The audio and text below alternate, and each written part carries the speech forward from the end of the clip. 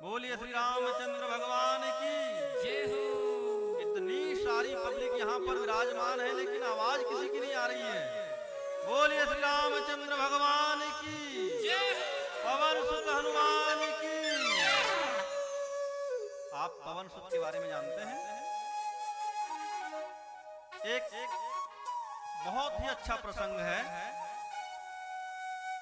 आप सभी इस कलिकाल में, इस कलयुग में एक ऐसे देवता की पूजा करते हैं जिनके अंदर कोई अभिमान नहीं है, और उस देवता के पास में ऐसी ऐसी डिग्रियां हैं, लेकिन इतनी बड़ी डिग्रियां होने के बाद भी उनको अभिमान नहीं है। जय हो। कौन है वो? पवन पुत्र महावीर हनुमान जी। अब हनुमान जी के पास कौन सी डिग्रियां हैं? एक तो स्वयं पवन के पुत्र हैं, ये बहुत बड़ी डिग्री अपने आप में, लेकिन उनको अभिमान नहीं है कि मैं पवन का पुत्र हूं। दूसरी डिग्री उनके पास है कि वो आकाश में उड़ सकते हैं, लेकिन फिर भी कतई अभिमान नहीं है। और हम मनुष्यों को थोड़ी सी अगर कोई डिग्री मिल जाए तो हम अभिमान में फूले नहीं समाते। जब हनुमान जी माता सीता के समक्ष माता जी ने पूछा कि हनुमान जी तुम कौन हो, तो हनुमान जी ने एक ही कहा कि माते मैं केवल राम का दूत हूं, इससे बढ़कर कुछ भी नहीं। वो तो ये भी कह सकते थे कि मैं पवन पुत्र हूं,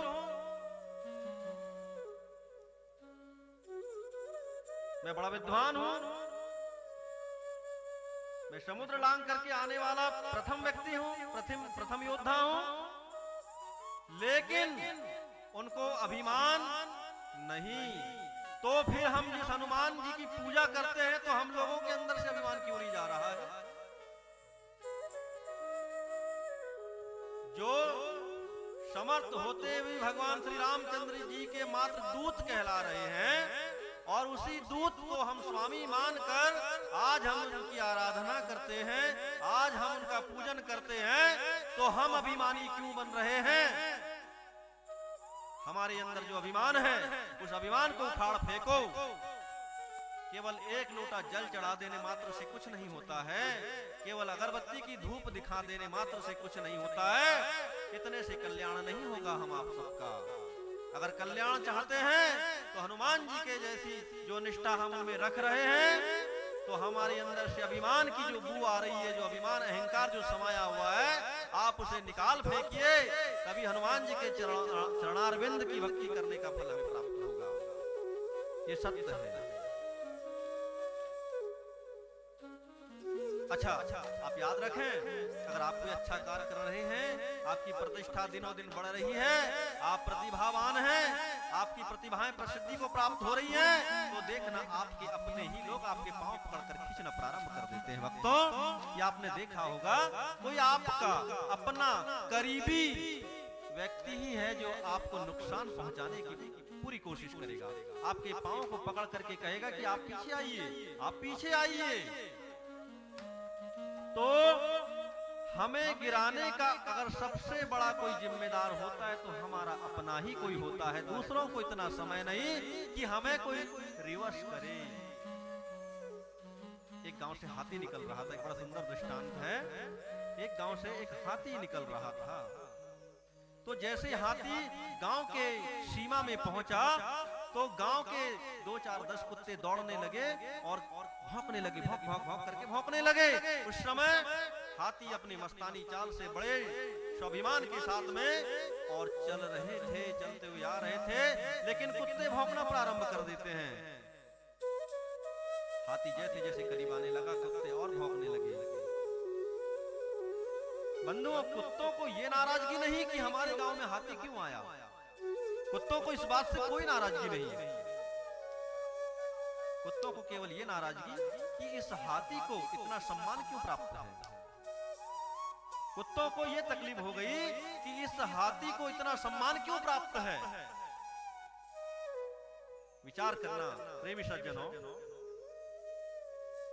कुत्ते भौंकते गए, हाथी अपनी मस्तानी चाल से बड़े स्वाभिमान के साथ में, बड़े प्रतिभा के साथ में एक गांव से दूसरे गांव में सम्मान लेने के लिए चले जाते हैं। लेकिन जो कुत्ते होते हैं, 2 4 10 जो कुत्ते मिलकर के भौंक रहे थे, वो भी हाथी के पीछे पीछे भौंकते चले जा रहे हैं। आपने विचार किया कि कुत्ते पीछे रहकर क्यों भौंक रहे हैं? आगे भी तो जाकर के भौंक सकते थे, लेकिन आगे नहीं भौंका। उनको मालूम है कि हाथी के आकार से हम टक्कर नहीं ले सकते। अगर हाथी के सामने जाकर हम भौंकेंगे तो हाथी हमें मसल करके परलोक सुधारने का हमको अवसर प्राप्त हो जाएगा। इसलिए कुत्ते कभी भी भौंकते हैं तो पीछे से ही भौंकते हैं, आगे से उनकी हिम्मत नहीं होती। तो हाथी अपनी मस्तानी चाल से चलते हुए दूसरे गांव में चला गया, लेकिन कुत्ते सीमा तक के गए, गांव तक के गए और भौंकने के बाद वापस आ गए। जब आपस में कुत्ते एक दूसरे की ओर देखते, अच्छे भौंके आपने, हमने तो अच्छे भौंके, बहुत अच्छा लगा। उसके बाद क्या बोले, चलो तो भौंकना हो गया, खाने की व्यवस्था देखिए, शाम को भोजन कहाँ मिलेगा। हमारा कहने का मतलब है, आज इस समाज में इसी प्रकार कुत्ते की प्रवृत्ति के जैसे कई अनेक लोग हो गए हैं, जो आपकी तरक्की देखकर, आपकी विद्वत्ता को देख करके, आपकी प्रतिभा, आपकी प्रतिष्ठा को देख करके आपको रोकने का प्रयास जरूर करेंगे। लेकिन हे प्रेमी भक्तों, इससे आप डरने की जरूरत नहीं है। कुत्तों की प्रवृत्ति है लठ खाना, डंडे खाना, रोटियां चुराना, वो उतना ही कार्य कर सकते हैं। जिस व्यक्ति के पास गलत चीजें हैं वो गलत ही देगा, वो बुराई ही करेगा, वो निंदा ही करेगा, क्योंकि उसके पास समस्त गलत चीजें भरी हुई है, इसलिए वो गलत देगा। अगर उसके पास कुछ अच्छाइयां होती तो अच्छाइयों को देने का प्रयास करता।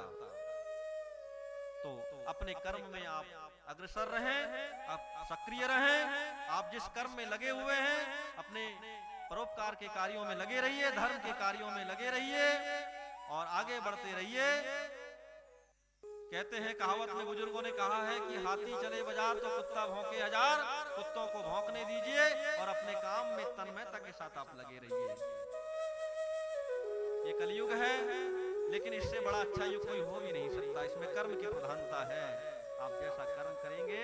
इसमें तो कहा है कि हरि संकीर्तन करने मात्र से मनुष्य को सद्गति मोक्ष प्राप्त हो जाता है।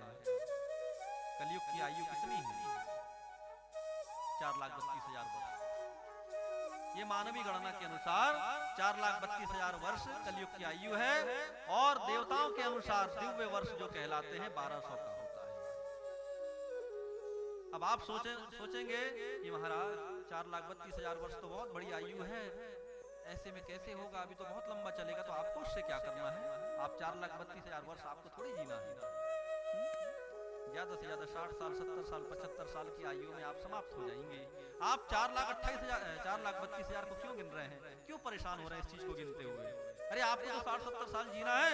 आप इतनी ही अवस्था में भगवान की भक्ति करिए, परमात्मा का भजन करिए और अपने लोक और परलोक दोनों को सुधारिए। अभी लगभग 5,126 वर्ष कुछ कलयुग के व्यतीत हुए हैं, तो आप 4,32,000 के ऊपर नहीं जाइए। आपके तो कई जन्म हो जाएंगे, अनेक शरीर धारण करके आपको इस परलोक, इस धराधाम पर आना पड़ेगा। तो आप 4,32,000 को नहीं गिनिए। आप केवल अपनी वर्तमान आयु को देखते हुए, वर्तमान समय को ध्यान में रखते हुए आप उसमें अपने अच्छे कर्मों को संजो करके रखिए, ताकि इस लोक से जाने के बाद जब आप भी यहाँ से मृत्यु को प्राप्त करें, जब मृत्यु आपको लेने के लिए आए, तो इंद्र का सिंहासन, धर्मराज का सिंहासन भी डोल उठे कि कोई धर्म पुरुष अब यहाँ पर आ रहा है, और उसके आगमन की प्रतीक्षा में उसकी स्वागत करना चाहिए। ये नहीं कि आपके गलत कर्मों के कारण यमराज के दूत तुम्हें यम फांस में बांध करके और तुम्हें रगड़ते हुए, खौलते हुए तेल में, कढ़ाई में तुम्हें तलने के लिए तैयार रहें। ऐसा कर्म मत करो। किसी दुखी को मत सताइए, किसी निर्बल प्राणी की हत्या मत करिए। आपने एक चीज सुना होगा, समाज में एक बड़ी आडंबर, बड़ी पाखंड भरी प्रथा चल रही है। हमने तो अन्य समाजों में देखा है, अन्य लोगों में देखा है कि बोले माई को बकरा देना है तो उसको बलि की प्रथा परंपरागत रूप से देते हैं लोग कहते हैं ना कि अरे आज तो हमारे यहाँ पे माता जी की पूजा हुई है, आइए ना, माता जी के पूजन में हमने बकरे का बलिदान दिया है, बकरी को काटा है, आप उसका प्रसाद ग्रहण कर लीजिए। हे बंधुओं, मुझे ये बताइए कि ऐसी कौन सी देवी है जो अपने बच्चे को काट कर खाना चाहेगी? कोई भी देवी, कोई भी देवता किसी भी जीव की बलि को ग्रहण नहीं करता है। ये केवल परंपरागत रूप से। हमने एक व्यक्ति से पूछा कि भैया आप माई की पूजा देते हैं? बोले हाँ महाराज। तो बोले कब से दे रहे हो? ये तो पता नहीं। तो मैंने कहा बंद कर दो आप इस प्रथा को। नहीं नहीं, हम हमारे कुल में हमारे पूर्वज देते आए, हम भी देंगे। बोले कब से दे रहे हैं आप? तो ये तो हमारे दादा और परदादा के समय से आ रही है। विचार करना बंधुओं, बड़ा गंभीर विषय है ये। और ये हमारी ही जिम्मेदारी नहीं, प्रत्येक जीव प्राणियों की जिम्मेदारी है कि प्रत्येक जीव की रक्षा करें। हम केवल एक नारा लगाते हैं कि गौ हत्या बंद करो। अरे गौ हत्या बंद करो की जगह जीव हत्या बंद करो के नारे लगाइए आप। केवल आरती में गौ हत्या बंद करने के नारे लगाने से कुछ नहीं होगा। समस्त जीव के अंदर परमात्मा विराजमान है, परमात्मा का स्वरूप विराजमान है। तो फिर हम केवल गौ हत्या पर क्यों विचार करें? हमें समस्त चराचर के अंदर जो जीव शक्तियां समाई है, समस्त जीवों की रक्षा करते हुए और जीव हत्या बंद करो के अभियान को लेकर के आगे चलना होगा, तभी हिंसा दूर होगी।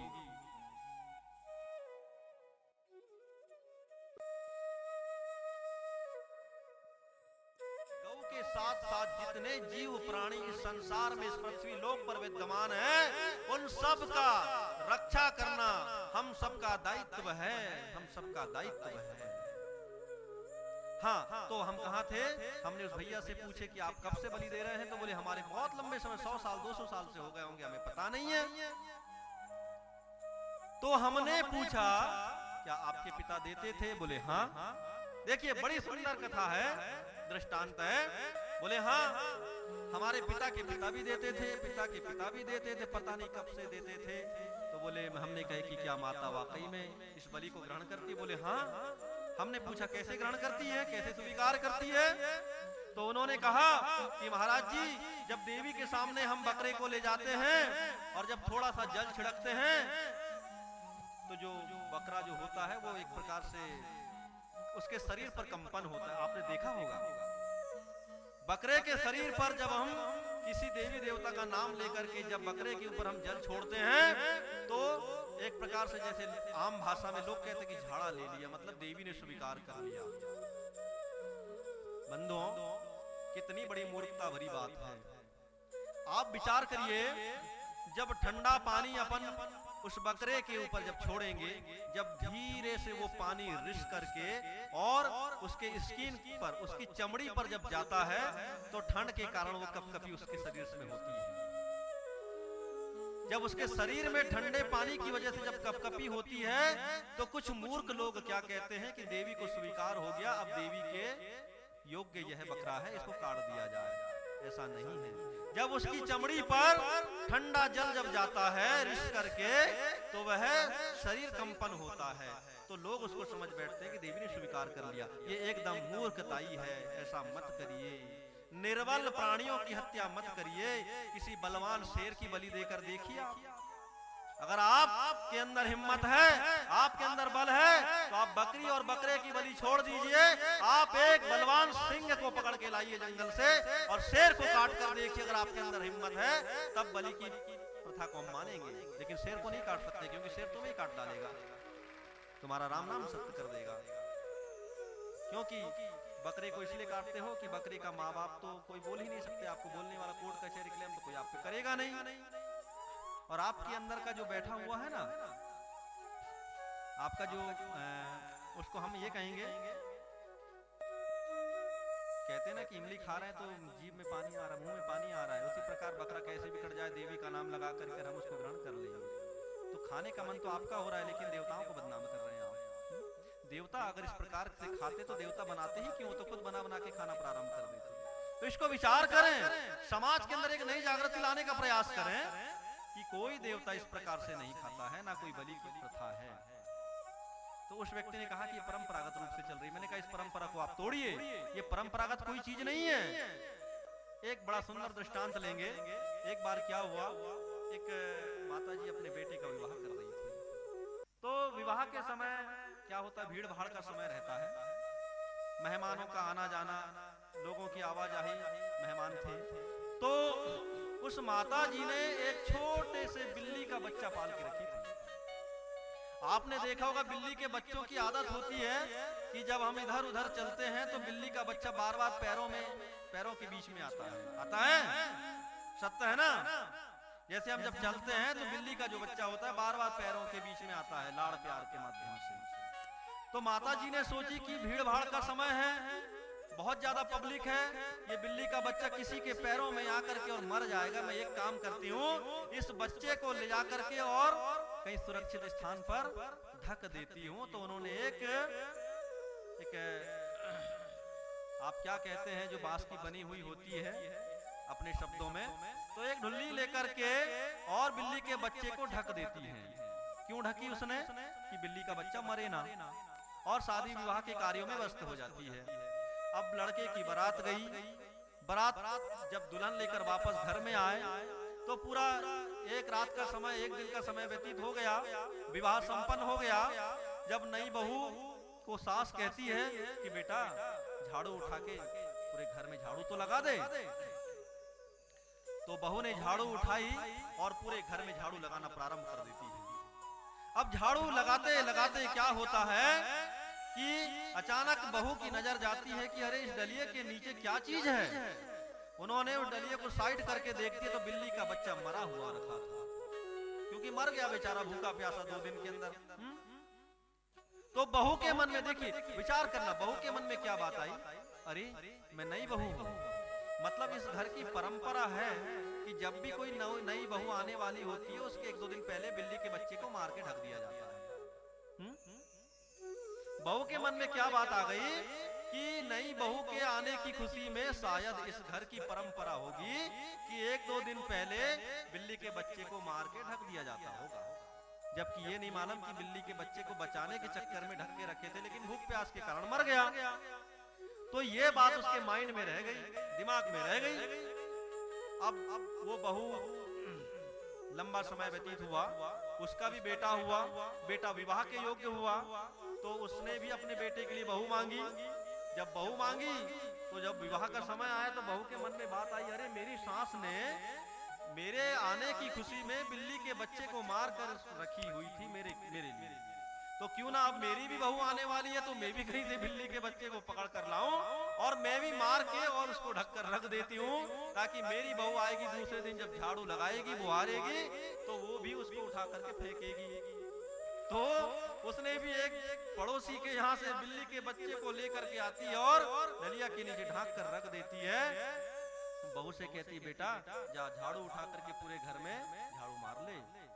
जब बहू झाड़ू लेकर के चलती है तो कमरे में देखती है कि एक डलिया के नीचे बिल्ली का बच्चा मरा हुआ पड़ा है। तो बहू के मन में संदेह उत्पन्न हो जाता है कि बिल्ली का बच्चा, अच्छा अच्छा, इस घर में परंपरा होगी कि शायद मेरे इस आने से बिल्ली का बच्चा मार के पहले से रखते होंगे। तो इसी प्रकार एक बहू आई, दूसरी बहू आई, तीसरी बहू आई, परंपरागत कई समय तक ये चीजें चलती रही कि हमारी सास मार के रखती थी हमारे आने की खुशी में, फिर वो सोची कि हमारे आने की खुशी में हमारी सास ने भी रखी थी, मतलब इसको परंपरागत रूप से मान लिया गया।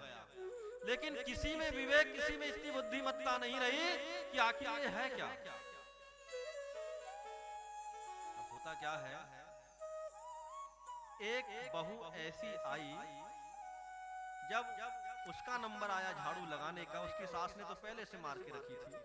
जब झाड़ू लगाते लगाते उस कमरे में पहुंचती, देखती है कि अरे ये बिल्ली का बच्चा आखिर यहाँ मरा पड़ा हुआ है और बड़े सुरक्षित रूप से ढंग से ढक कर रखा है, आखिर बात क्या है, क्या ये परंपरा है। तो अपने सास के पास में दौड़ी दौड़ी जाती है कि कहती है कि माँ, ये जो बिल्ली का बच्चा है ये मार के और ढक कर के क्यों रखे आपने। अरे नहीं नहीं बेटी, उसके विषय में ना पूछे, तो परंपरा है अपने घर की। जब मैं आई थी तो मेरी सास भी इसी प्रकार से बिल्ली के बच्चे को मार कर रखी थी। अच्छा, तो बोले आपको कैसे पता कि आपकी सास ने मार के रखी थी। नहीं नहीं बोले, आप मेरी सास से पूछ लो, 2-4 सासें जिंदा तो रही होगी उस समय। तो बोले चलो, एक से पूछे, दूसरे से पूछे। अब देखिए संयोगवश जिस माता ने सबसे पहले ये परंपरा चालू रखी थी कि बिल्ली को सुरक्षित बचाने के लिए ढक के जो रख दी थी, वो सास भी जिंदा थी उस समय। तो उससे पूछते हैं कि माँ, ये परंपरा अपने यहाँ कब से चालू हुई बिल्ली के बच्चे को मारने की। तो वो कहती कि बेटा ये तो कोई परंपरा हमारे यहाँ पे है ही नहीं, ये किसने बताया। तो बोले हाँ, हम तो एक दूसरी बहुएं आती रही, बस इस परंपरा को चला रही हैं। पड़ोसी के यहाँ से बच्चा लाना, बिल्ली का मार के उसको रख देना।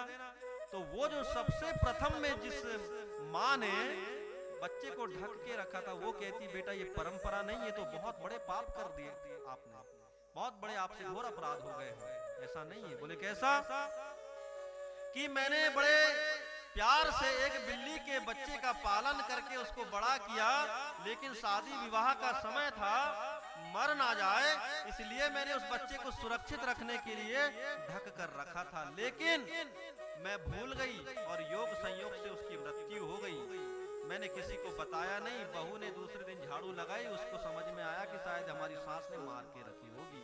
तो बेटा ये बड़ी भूल हुई तुम लोगों से, हमने मार के नहीं रखा, बल्कि मेरे भूल के कारण आज यहाँ तक कि तुमने कितने जीवों का बलिदान दे दिया, कितने बिल्लियों का तुमने प्राणों का हनन कर लिया। तब वहां पर ज्ञान प्राप्त होता है। तो आज यही समझने की जरूरत है। उन बहुओं ने भी यही मान लिया था कि बिल्ली के बच्चे के मारने की परंपरा हमारे घर में है। तो आज के कुछ मूर्ख लोगों ने उसको परंपरा बना लिए। शायद इस हजारों की भीड़ में भी लोगों को बुरा लगेगा हम जो कह रहे हैं इस परंपरा को लेकर के। वाकई में जो जीवों की हत्या करता है वो मूर्ख ही है, क्योंकि उसके अंदर परमात्मा ने इतनी बुद्धि दिए हैं, परंतु फिर भी बुद्धि का विचार नहीं किया तूने, और तू क्यों निर्बल प्राणियों की हत्या करता है। तो हम बिल्ली की परंपरा को चलाने जैसी हमसे कोई भूल तो नहीं हो रही कि हमारे बाप ने काटा, हमारे बाप के बाप ने दिया, हमारे दादा परदादाओं ने दिया, और उस परंपरा को हम बलि मानते हुए देवी खाती है, देवी खाती है। हम चैलेंज करते हैं कि अगर देवी खाती है तो अपना खुद का एक अंग का, अपने शरीर का एक अंग काट कर आप दे दीजिए, देवी तो कुछ भी खा सकती है। लेकिन ये केवल और केवल पाखंड है, मूर्खता है। आप रामायण पढ़ते हैं, रामायण में एक दोहा लिखा है कि तामस धर्म करहि नर और जप तप मख और दान, और देव न बरसई धरनी बह जाम न उग वही धान। क्या गोस्वामी तुलसीदास जी पागल हैं जो इस दोहे को लिखे? पागल तो नहीं हो सकते ना। गोस्वामी तुलसीदास जी रामचरितमानस में कहा है कि तामस धर्म करहि नर। आप हमारी बातों को मत मानिए, लेकिन रामचरितमानस को तो मानिए। केवल सावन लग गया और बोले राम राम राम राम रटते रहो, सब कुछ हो जाएगा, इतने में कुछ नहीं होगा। वास्तविकता को जानना है, वास्तविकता तक पहुंचना है। तो रामचरितमानस के इस दोहे को समझो कि जब जब धरती पर खून और मांस की पूजा होती है तो देवता भी नाराज होते हैं। आप देख रहे हैं पूरा मृग निकल गया, लेकिन बोनी अभी हुई नहीं है, क्योंकि वर्षा बेसमय में हुई। क्या कहते हैं कि तामस धर्म करहि नर और जप तप मख और दान, और देव न बरसई धरनी बह जाम न उग वही धान। जब जब धरती पर खून और मांस की पूजा होती है तब तब देवता नाराज होते हैं, रुष्ट होते हैं, और उनके रुष्ट होने का कारण बेसमय में वर्षा होती है, समय पे वर्षा नहीं हो रही है। तो रामचरितमानस को समझिए, भगवान राम के आदर्शों को अमल करिए, तभी रामचरितमानस पढ़ने का हमें पुण्य प्राप्त होगा, अन्यथा शव निष्फल। बोलिए श्री रामचंद्र भगवान।